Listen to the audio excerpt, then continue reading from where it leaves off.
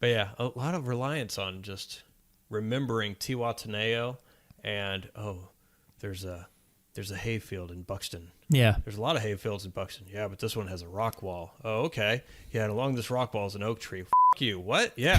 Find a rock that has no earthly business being there. Meanwhile, that rock is underneath like 3 or 4 other rocks. Yeah. That I'm like, which rock doesn't have an earthly business being here?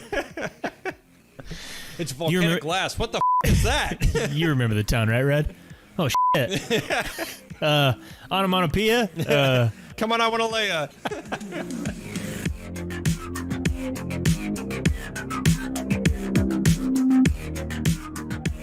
Welcome to A Cast with No Name. We're your hosts. I'm Jay. And I'm Matt. This is episode 49. This episode, we try to objectively answer the question, is the Shawshank Redemption really that good? But first, don't forget to visit our website at castwithnoname.com, where you can comment on episodes. Write to our email, contact.acastwithnoname@gmail.com. The Shawshank Redemption. Now, this is a very special movie, a special film. I don't like how you're starting this off already. Objectively discuss. Already, I know where you're coming at. I see the snideness behind that. I see the underbelly.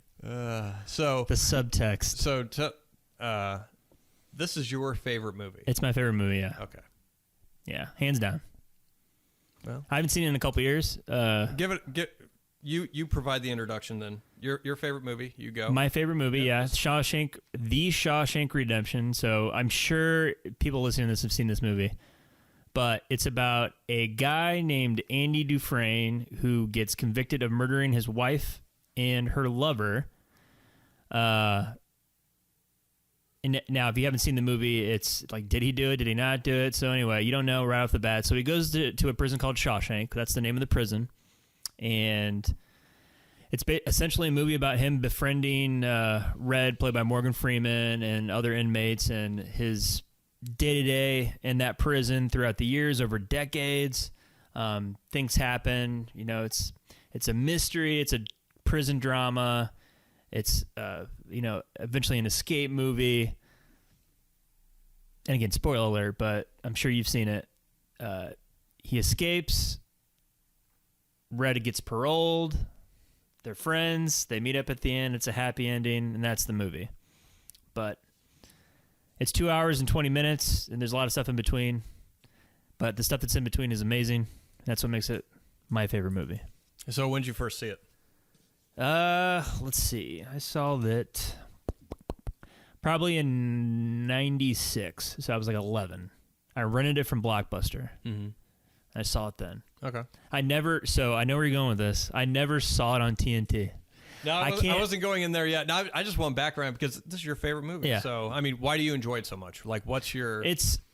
So at the time, I was 11, so I'd never seen a movie that... I don't know. I like mystery movies, mm-hmm. So it held my attention because I didn't know if Andy actually killed his wife, because everybody in the prison was guilty. They all say I did it,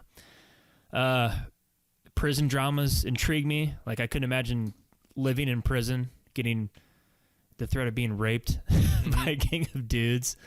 The corruption aspect of it, where he's with the warden and everything. And then the prison escape. Obviously, I'm a big fan of prison. Have you ever seen Escape from Alcatraz with Clint Eastwood? Yep. It's great.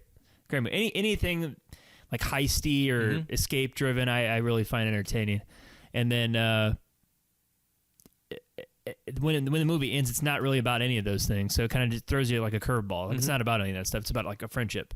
So that's why I liked it. That's why I enjoyed it when I was that age. And it's different. It's not like it wasn't like all the other stuff I like, Jurassic Park and Back to the Future and all these other movies, sci-fi adventure movies that I really loved growing up. This was like it felt like an adult movie that I really liked, and I didn't really like too many adult movies like that. Yep. That's why it stood out. Mm-hmm. Okay. So yeah, I mean, this movie does have.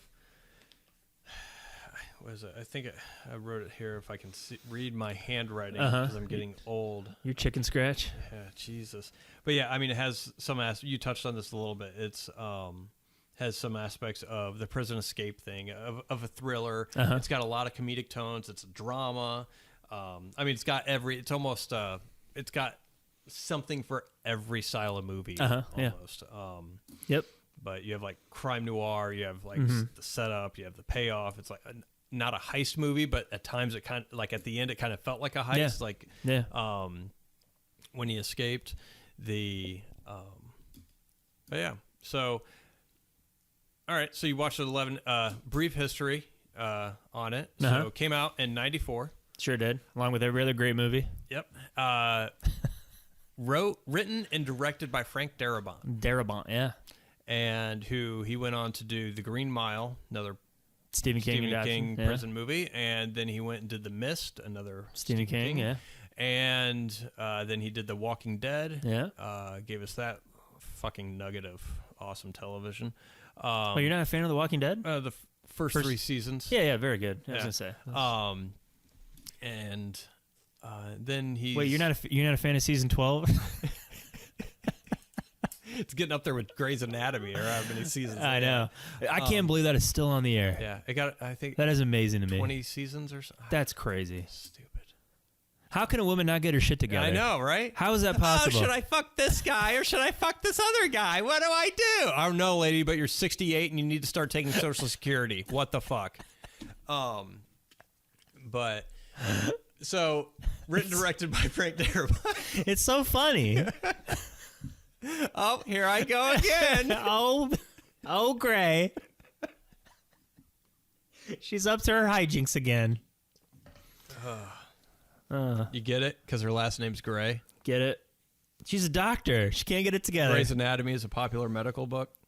Get it? It's Grey's.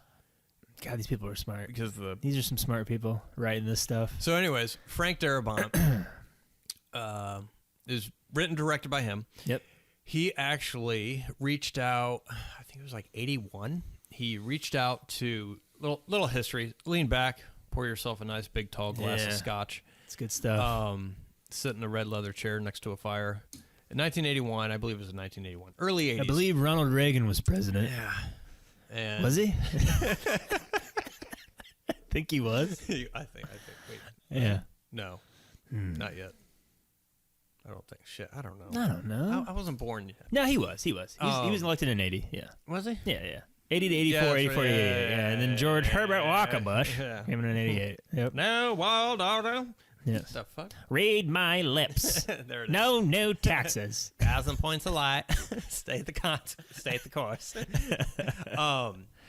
So 1981, Frank Darabont reached out to Stephen King because Stephen King at the time was known to give filming rights of short stories that he had written to independent filmmakers for the cost of $1, as long as if they choose to sell it commercially, he would have to approve it. Okay. But he would allow independent filmmakers to. So there was a short that he wanted to do. He did that. He did another short for him. I think he directed a couple episodes of television. But Shawshank was his first major. It was his directorial debut. Yep. And he wrote the script and directed it. Obviously, the cinematographer. Roger Deakins. Oh, he's good. He's very good. The music composer. Thomas Newman. Very good. And they were able to get Tim Robbins and Morgan Freeman. There's rumors Tom Hanks was going to be Red. There's Tom Cruise wanted to be Andy Dufresne, but he didn't want to take a chance on a first-time director, so he wanted someone else to direct it.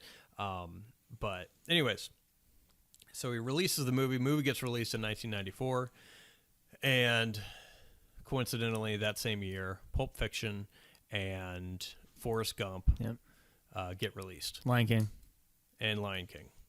And that's rough. That's rough, man. So, you had a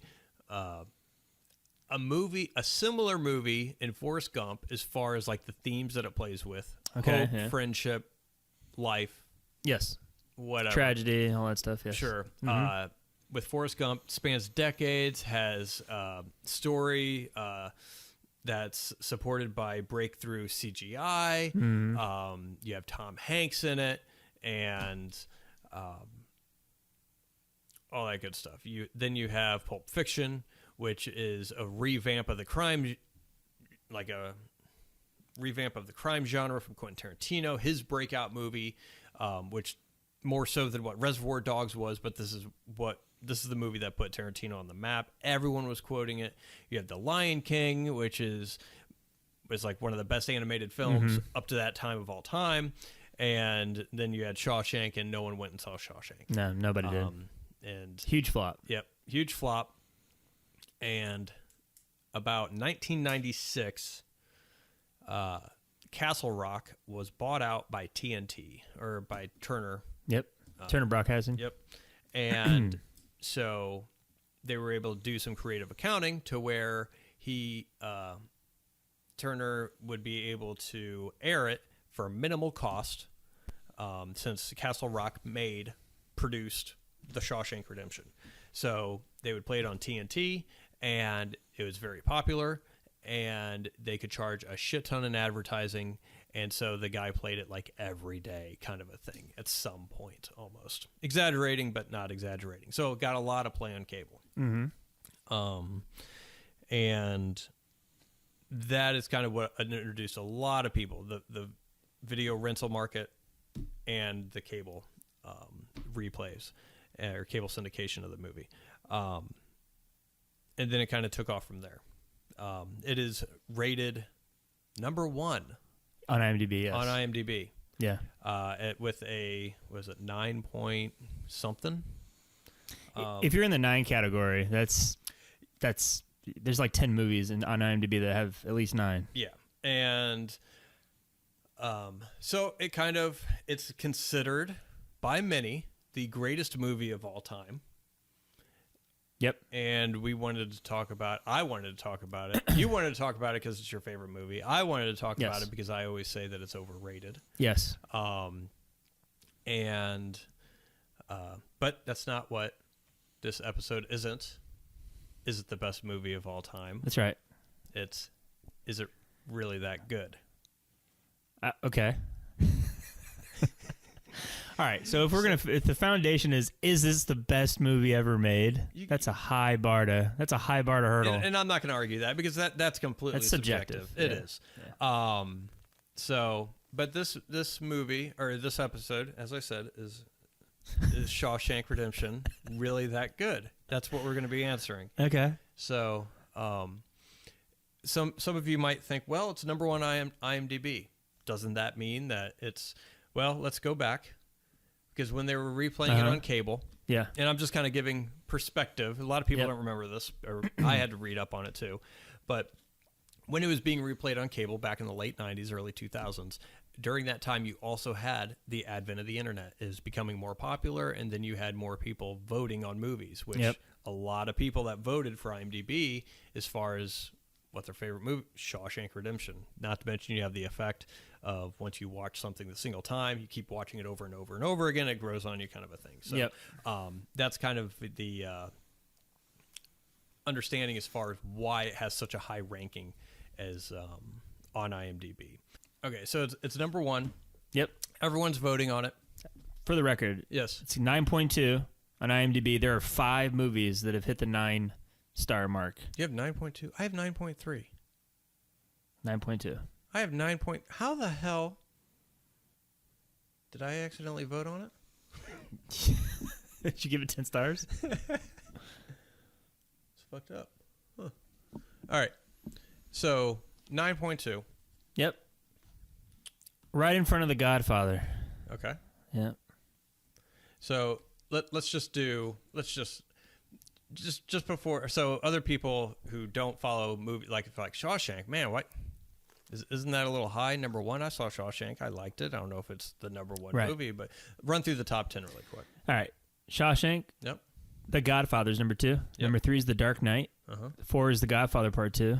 5 is 12 Angry Men. 6 is Schindler's List. 7 is Lord of the Rings: Return of the King. 8 is Pulp Fiction. 9 is Lord of the Rings: The Fellowship of the Ring. And then number 10 is The Good, the Bad, and the Ugly, which this podcast is in reference to. Ah, yes, it And then I think shortly after that is Forrest Gump. At number 11. So 94 is just killing it. Yeah.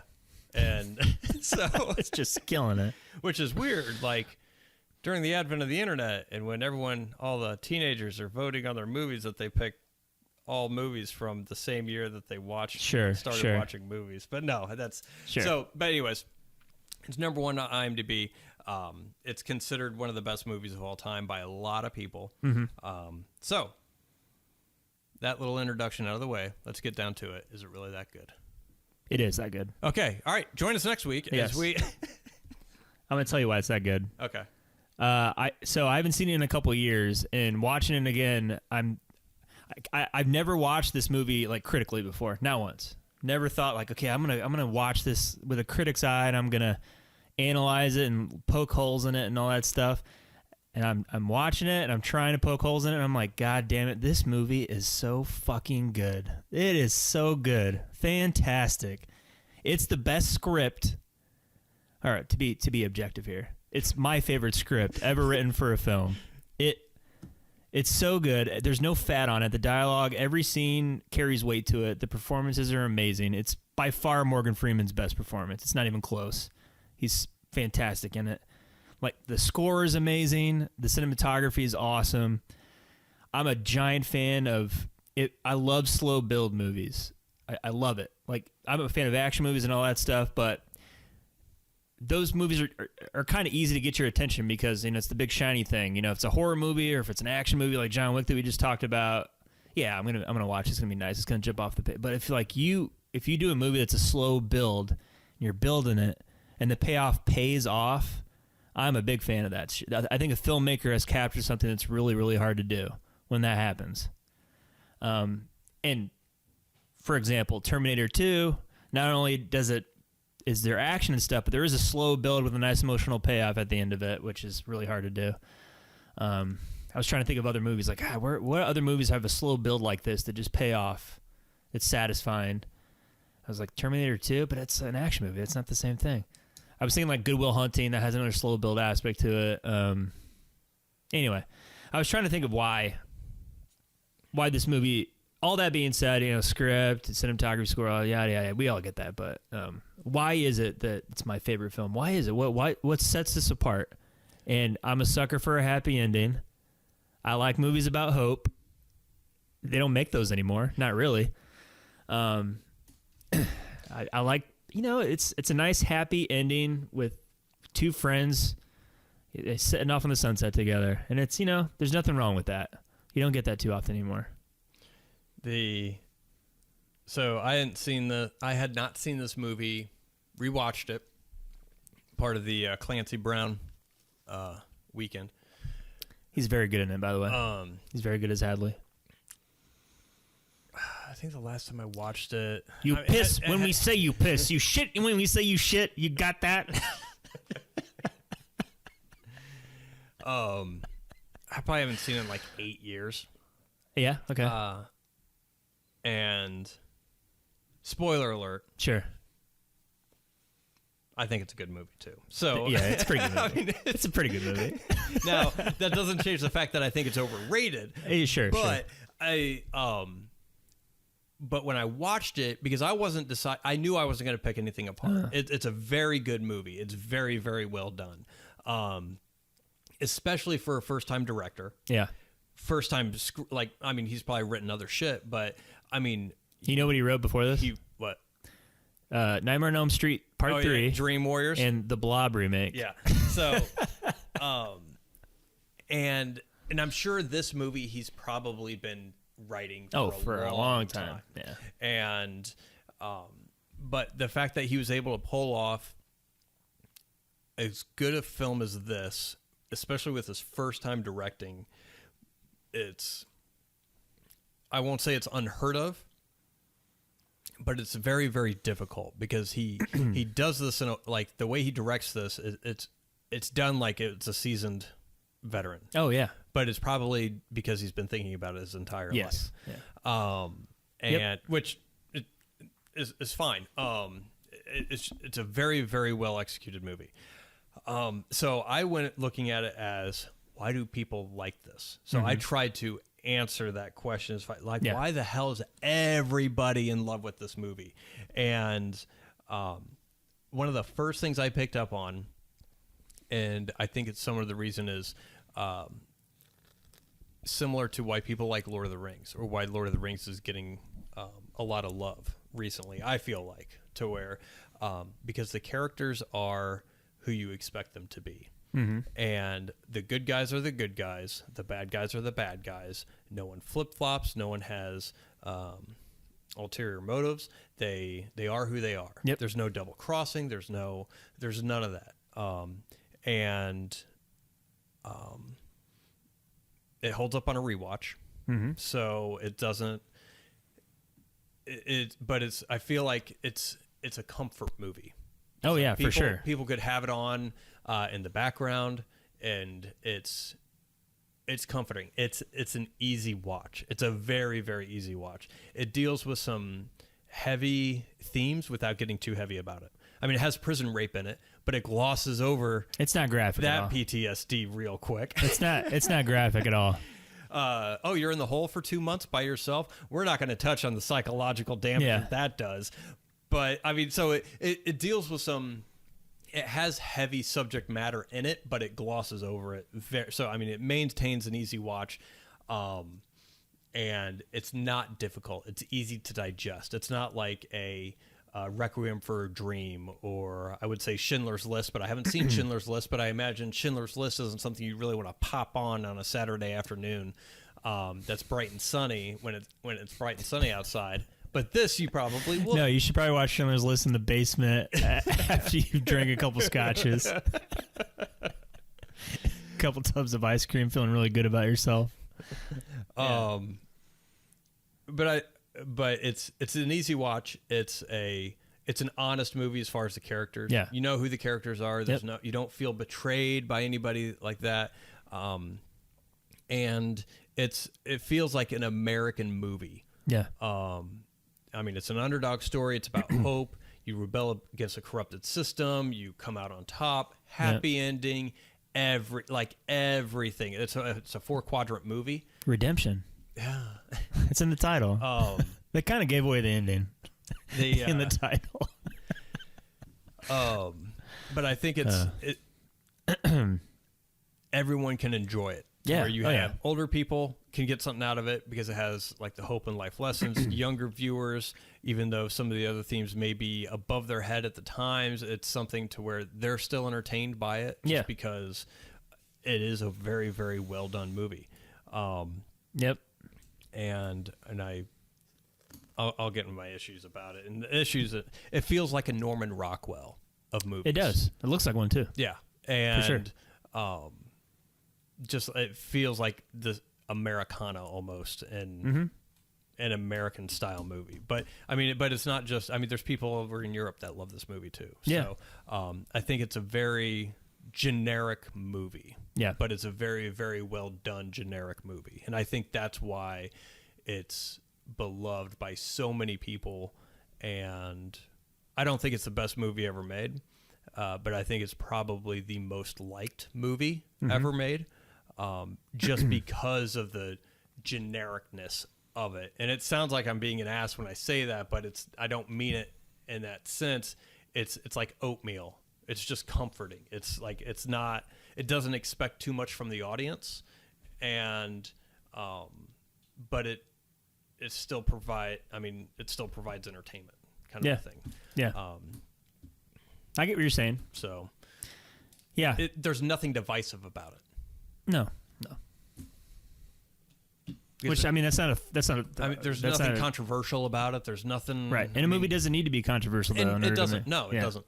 And I think that's part of the reason why a lot of people gravitate to it is because you have the variety of age ranges that can enjoy it. There's nothing controversial about it. It doesn't alienate anybody. It doesn't challenge any kind of biases or preconceived notion. It's not trying to change the audience. It's just a good story presented very, very, very well. And And the themes in it, the themes in it are universal. Yeah, the themes are universal. Yes. Everyone could agree with, unless you're a psychopath. Right. Then you're not going to enjoy this movie, I guess. But Right. And there's nothing political about it. yeah, There's nothing. Yeah, like you said, there's nothing divisive. It's all these universal, fucking milquetoast. foundational themes that we all deal with in our lives. Yeah. It's just it's great. Yeah. So It's great. I mean, if this movie was a person, he'd be named Greg, and he'd be like an insurance salesman. He'd be named Tom, last name Haynes. He'd be an insurance salesman. He probably thinks that steak should Right. be well done and served with A1 sauce. Yeah. He probably bangs his wife on Probably. his anniversary, Right. but it's only missionary. But Every 15th of the month. every 15th of the month. But they say make love because fucking is too much personality. Yes. Yeah. That's what this. No. No. If we had to assign a movie to movie actors, Tom Hanks would be Shawshank Redemption, and Requiem for a Dream would be Charlie Sheen. Yeah. There you go.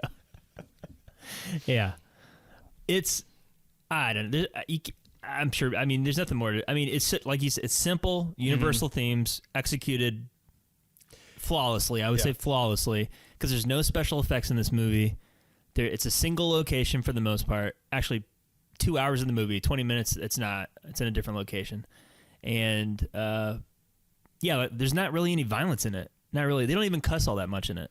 There's a couple F-bombs, but it's not like... Yeah, it's not... It's not over your head. It's not Pulp Fiction. It's not Goodfellas with the violence and the cussing. So, I mean, that stuff doesn't take you away from the central story. Yeah. It's not the highlight. Yep. But I think a lot of a lot of people growing to like this same kind of effect that the It's a Wonderful Life had, to where that bombed in the theaters, but it gets replayed every Christmas, or at least it did, like in the 60s all the way through to the 80s and stuff like that, to where a lot of people are just exposed to it, and that's why people watch it during Christmas, is because So I looked up the most played movies on cable television from 1990 to 2010. You want to hear the list? Yeah. Number 1, Roadhouse. Number 2, Jumanji, the original one. 3, Gladiator. Ugh. 4, Ace Ventura, Pet Detective, the first one. 5, Ghostbusters. 6, A Few Good Men. 7, Top Gun. 8, Independence Day. And 9 was The Shawshank Redemption. Did they have the channels that they were played on? Yeah. Oh. Yeah, the list of... I think TNT was... They sorted it out by percentages. So TNT was like 50% of the time, which by far was the highest of all the top 10. Roadhouse was on like every network, 10%. It was crazy. Like every network played Roadhouse for whatever reason. That's what the article was about. Like, why is Roadhouse the most played movie on cable television? Because it's cheap. Yes, because it's cheap. That's fine. And Patrick Swayze was the shit in Ghost, so they had to get some exactly. other Patrick Swayze movie. Exactly. Yeah. So yeah, on TNT, Shawshank Redemption was the most played movie in that time span, and then right underneath it was Independence Day. Yeah. Something I wanted to mention is, and this kind of goes back with the characters as far as being good people. The group of friends in this movie, they support each other. Yeah. In a like way, you said, no ulterior motives, nothing. Yeah. They support each other. They call each other on their bullshit. Yep. And put them in place, and but without any kind of like fuck you, Phil. Yeah, and then they're off. I'll be over here. And then it creates another side plot that needs to be. It's just like, oh yeah, they called me on my bullshit. Yeah, all right, that's all right. I enjoyed that about it. It kind of feels like it just feels like a fantasy almost. Yeah. Just in the sense of how the characters are portrayed and the overall themes, the happy ending, because I feel like if it was made in a realistic sense, and I think that's part of why they don't really make movies like this anymore, is because we kind of veered off into from the mid 2000s. We kind of went into that sense of realism, to where because we want to do it gritty, we want to be real. It's gotta be dark and all this other shit. But then you lose movies like this or Lord of the Rings and Some of the more Forrest Gump. Yeah, Forrest Gump is a perfect example of a movie exactly like Shawshank that a lot of people like. I mean, I think people probably like Shawshank more than Forrest Gump. But they're two movies that are just really well done, but they're just generic. They're easy to watch. Yeah. It pulls the characters are easy to root for when it wants to. Yeah. Yeah. And Forrest Gump's like a Norman Rockwell painting. Yeah. The Americana. Yeah. Yeah. Oh yeah, it drips with it for sure. Yeah. Which, yeah, Forrest Gump gets to the point to where it's so optimistic at times to where I'm wondering, like, is this a fucking satire and no one's picked up on it? Yeah. It feels like it's too good to be true sometimes. Yeah. But it has a weird feeling. It's just that comfort food. It's Morgan Freeman's voice too. A little bit, He's but like- I he's like think a- this movie is what gave him a career in narration. Oh, for sure. And For sure. because before that, I mean, he was in Driving Miss Daisy, he was in Glory, he was in other movies. Obviously, this was his Unforgiven.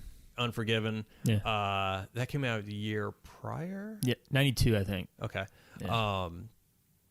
So he'd been in other things, but this was like everyone noticed him during this. I feel like, even though I think he won an Oscar for Driving Miss Daisy, but He didn't. he didn't. His first Oscar was $1 Million Baby. Fuck.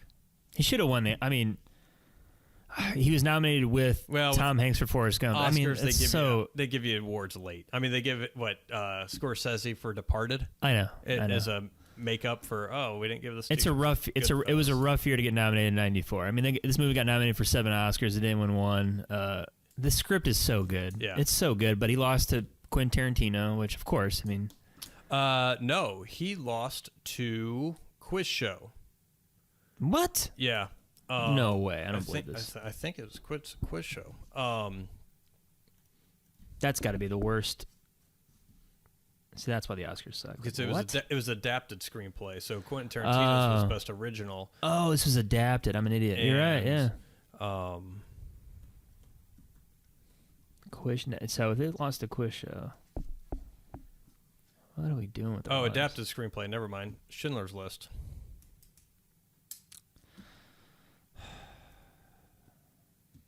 I mean, what am I gonna do? Shit on the movie about the Holocaust? Jesus. Why do you root for the Nazis? Yeah, man. You're rooting for the Nazis? Best writing screenplay based on material previously produced. Forrest Gump. Forrest Gump. It won. Oh, It beat Shawshank. what? Why the fuck did? Yeah. And then Pulp Fiction won original. Jesus. Google sucks. Google does suck. I type in IMDb. I type in adapted screenplay in 1994. It brings up Schindler's List. That was the year before. Well, yeah, it was. Oh, 94. Yeah, so it would have been the Oscars in 95. 94. Yeah, Oscars in 95. Yeah. That's right. There you I'm go. a dummy. You're fine. So It's Google isn't dumb. Yeah. I'm dumb. I'm dumb. I'm dumb. Yep, Forrest Gump. This screenplay is better than Forrest Gump. It just is. I disagree with that pick. It's just a great script. I feel like it is. Yeah. I mean, because Forrest Gump was a full-length novel. This was a short. Shawshank was a short story. Yeah. Yeah. I mean, I feel like Forrest Gump is more memorable. There's a lot of memorable scenes in it.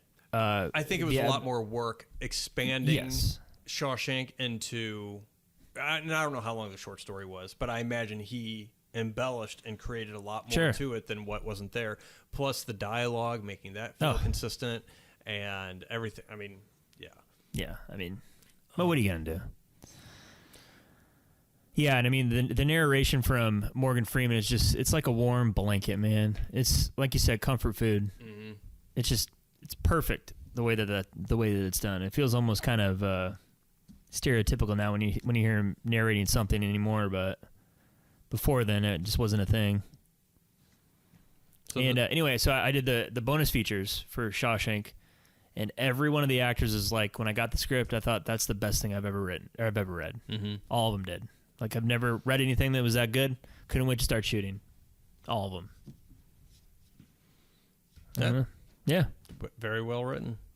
Now, so this is your favorite movie. Yep. It's my favorite movie. Do you think it's the best movie ever made?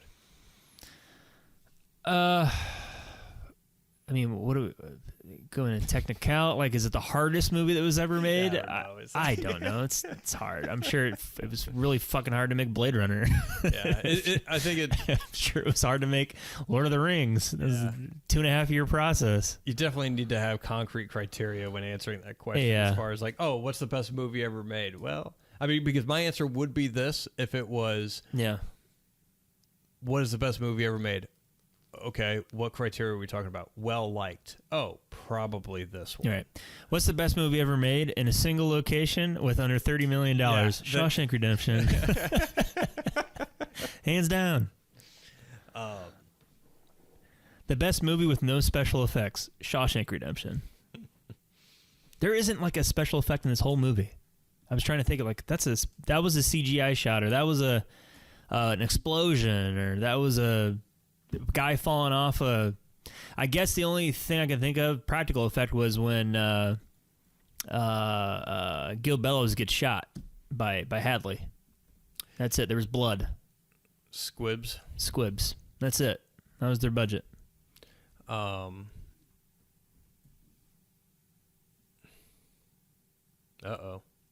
What?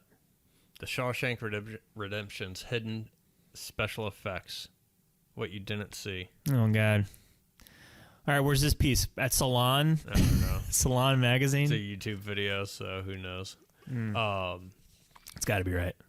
But no. And if there are special effects in there, they used them my favorite way, which is the same way David Fincher uses it. Like in Zodiac, you don't really pick it out, but that movie had a shit ton of digital effects, but you just didn't notice them because it wasn't a dinosaur eating the shit out of a guy on a toilet. It was just like backdrops or building expansion or extensions and shit like that. But I was watching some of the director's commentary of Shawshank, and interesting, the very first scene where Andy's sitting drunk in the car, contemplating whether to go confront the two lovers, and then it's juxtaposed with him at the trial. The reason they did that, it was scripted as two separate scenes. Like, they would have Andy in the car confronting the two lovers, and then they would cut away from that and then go directly into the courtroom. But they ran out of time and money, so they were in the editing bay trying to figure out how to work this problem out, and then Darabont was like, well, let's just juxtapose the two together and edit it together. That's nice. Yeah. I like stories like that. That's why I like editing more than shooting, because you just have that creative thing to where, okay, we're limited. What can we do to... Yeah, he said he thought about it in the shower, which are all of his good ideas come from, I guess. Okay, that happens. Yeah. And funny thing, Nikki Marvin, who produced the movie, like, she has 7 credits to her name. She did this and one other like TV movie like 8 years later, and then that's it. And she pieced out. Yeah. Frank Darabont hasn't really done anything in the past. I know. He got that Walking Dead money and was like, see you later. Because the damn royalties from still playing Shawshank when he was... Probably. I heard they had some creative differences on The Walking Dead. And the actors like John Barenthal, they talk about it, how they're really mad that they fired him. Mm-hmm. But as a severance, he got like... Oh, I'm sure. A huge percentage of... Yeah, because AMC was up their own ass. And because I guarantee a lot of those actors from The Walking Dead, you had... one of the guys was the lawyer, the prosecutor, and Shawshank. Like, he works with a lot of the same, like half the people in Mist and Shawshank and the Green Mile. Green Mile were all in The Walking Dead. Yeah. So if I was an actor, I'd be pissed because I bet a lot of those people signed on to that show because Frank Darabont was doing it. Right. Yeah. And AMC was like, oh yeah, we're gonna get rid of Frank, and they're like, you mother. All right, fine. I'll do this for like 9 or 10 seasons, but then I'm gone. And then I'm peacing out. Swear to God, guys. I have integrity. But if you guys call me loser like 13 or 14 more times, I'm out of here. Well, Jay, I want to play my favorite scene. Oh, all right. Your favorite clip? Yep. This is it. Ellis Boyd Redding, your files say you've served 40 years of a life sentence. You feel you've been rehabilitated? Rehabilitated? Well, now, let me see. You know, I don't have any idea what that means. Well, it means you're ready to rejoin society. I know what you think it means, Sonny. To me, it's just a made-up word. A politician's word, so that young fellas like yourself can wear a suit and a tie and have a job. What do you really want to know? Am I sorry for what I did? Well, are you? There's not a day goes by I don't feel regret. Not because I'm in here, because you think I should. I look back on the way I was then. A young, stupid kid who committed that terrible crime. I want to talk to him. I want to try to talk some sense to him. Tell him the way things are. But I can't.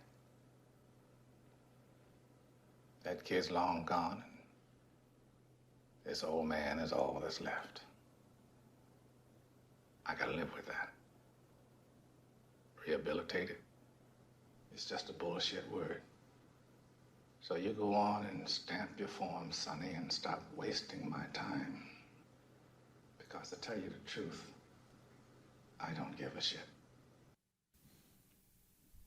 Oh, Yeah, it's all right. it's so good. I could watch that over and over again, man. It's perfect. Yeah, I remember. I forget who I was with. It was when I was a kid, but we'd watch this movie. We would have friends over every Friday night, and my parents would have their friends over every Friday night. We'd always eat dinner, watch a movie, kind of a thing. Yeah. And we'd watch that movie, and I remember it was the first time it was the first time for someone that was with us watching it, and I had already seen it before. And when Morgan Freeman is at the rock wall underneath the oak tree, and he opens up the thing, The lunchbox? yeah, the lunchbox. The guy was like, "Oh, I bet it's the murder weapon," and I was like, "Huh." That never even crossed my mind, but I could understand how some viewers probably like had that. Oh, did he kill her? Did he not kill her? Kind of a thing. Yeah. That was just a random thought. It's something that I always think of whenever I think of this movie. Is just that instance of him thinking that there might be the murder weapon in there. But yeah, a lot of reliance on just remembering Tiwataneo and there's a hayfield in Buxton. Yeah. There's a lot of hayfields in Buxton. Yeah, but this one has a rock wall. Oh, okay. Yeah, and along this rock wall is an oak tree. Fuck you. What? Yeah. Find a rock that has no earthly business being there. Meanwhile, that rock is underneath like 3 or 4 other rocks. Yeah. That I'm like, Which rock doesn't have an earthly business being here? It's volcanic glass. What the fuck is that? You remember the town, right, Red? Oh shit. Onomatopoeia? Come on, I want to tequila? He ends up in fucking Hawaii. It's somewhere on the Pacific. I guess you just look at a map along the. Well, shit! I found this random hayfield in Maine. I probably find the shithole down in Mexico. Yes. There's a lot of hayfields in Buxton. Yeah, this one's got a rock wall though. Oh, thanks. That's true. Oh, what else was I gonna say?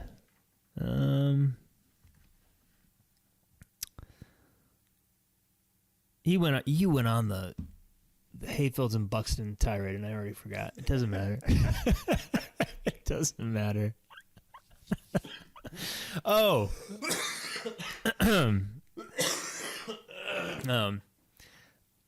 Another reason why I think the script's awesome is it's a movie about hope, and the very last word in the script is hope. Oh yeah. I didn't realize that until I watched it this time around. They say it again just to make sure it sticks with you. Yeah. So, Jay, is it really that good? I think it is. There we go. There you go. I think it's a good movie. There you go. I've never said that it's not a good movie. There you go. I think it's funny that you thought I was going to shit on this. I did think you were going to shit on it. No. I didn't think you were going to shit on it, but... No, I don't think it's the best movie ever made. But That's fine. No offense to you. It's like whenever I'm scrolling through Reddit or something, and there's like the movie subreddit, someone's like, "Oh, the best movie ever made," or "What's the best movie ever made?" And they'll say Shawshank. And every time I see that, I'm just like, that's just fucking lazy. Like, I feel like you haven't watched that many movies when you say Shawshank. Sure. Like, oh, you caught this on fucking cable in 1998, did you? Oh, that was the only movie you saw? Of course it's your favorite one. But in the same thing, they also say Back to the Future in there. They also say Princess Bride and like all these other ones. Right. I don't think, I don't know. Yeah. But I think it's very well liked, and I think there's a lot of good reasons. It is a very good movie. It's a very well done movie. Yeah. And yeah, well, at least they're not pretentious. Like, what's your favorite movie? It's Casablanca. Yeah, Amelie. It's a Blue Velvet. Yeah, it's my favorite. Like, it's a random French film. It's neo noir, neo modern. Blah, blah, blah. You've never even heard of it. Yeah,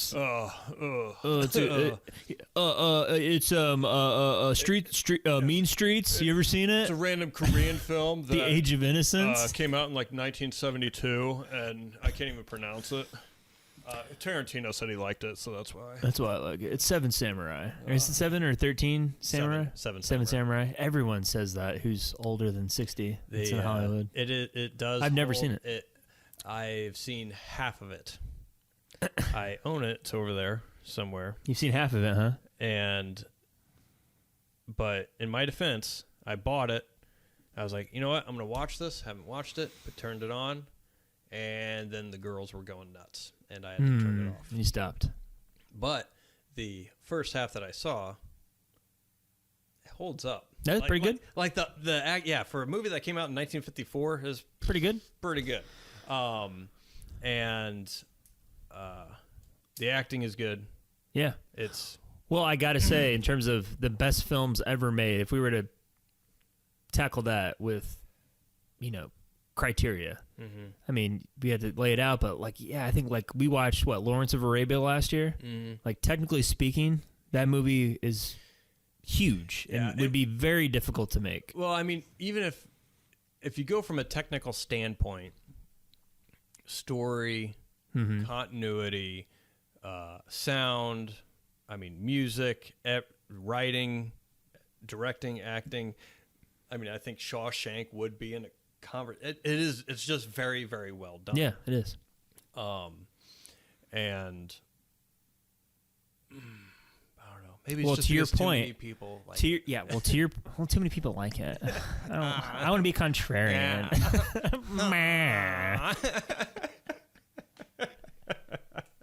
Well, to your point, the people in Reddit, like Shawshank, they've seen Transformers, Age of Extinction 18,000 times, and Independence Day, all the pop culture shit. They're not really they've never seen Godfather. You'll have people that'll say that.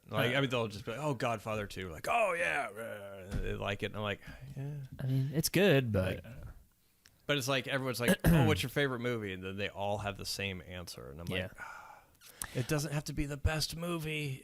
You could like a shit movie. Like, it'll be okay. Yeah. Like. It's true. Well, I feel like everyone older than us, the Gen Xers, they always say that The Godfather is their favorite movie. I feel like Shawshank is our generation's Godfather. Everyone older than us thinks The Godfather is the best movie ever made. Baby boomers for sure. Or maybe baby boomers. Did I get the generations mixed up? Generation X, I feel like they'd say Easy Rider. Days Confused. No, Easy Rider's still baby boomers. It'd be like Days Confused or Wall Street. Because Gen X, that's 70s, so they would have been teenagers in the 80s. Yeah. And early 90s. I would say, yeah. Yeah, I don't know. Gen X doesn't really do anything. don't think they ever really did anything. Yeah. You know what Gen Xers contributed to society? They had a bunch of Gen Zers that are just ruining the world. Good job, guys. The lost generation just gave birth to another one. Our kids, Jay, Generation Alpha is going to have to fucking reset the foundation of this country. What they're calling them? Yes, Generation Alpha. Yep. And if our listeners are Gen Zers, then we really appreciate the support. I didn't mean thanks anything for by that. Thank you. Now go to bed. It's bed. Yeah. Yeah. No, I mean, it's good. It's good. Still my favorite movie ever made. Yeah. I love it.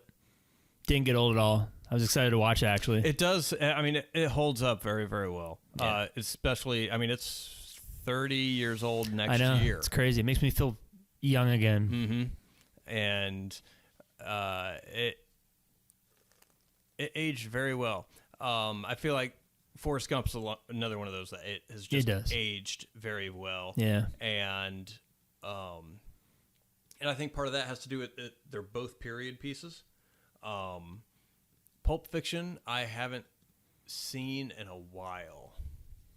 That might be something we'd have to do. Yeah. It's like, We should just do it in 1994. Is it still that good? Let's do that. Pulp Fiction still good? Has Tarantino been fully inserted up his own ass by this point? Yeah. No, we should do that for sure. Yeah, we could have a 94. Yeah. But yeah, no. I think it's good. Anything else, Jay? Not on my end. All right.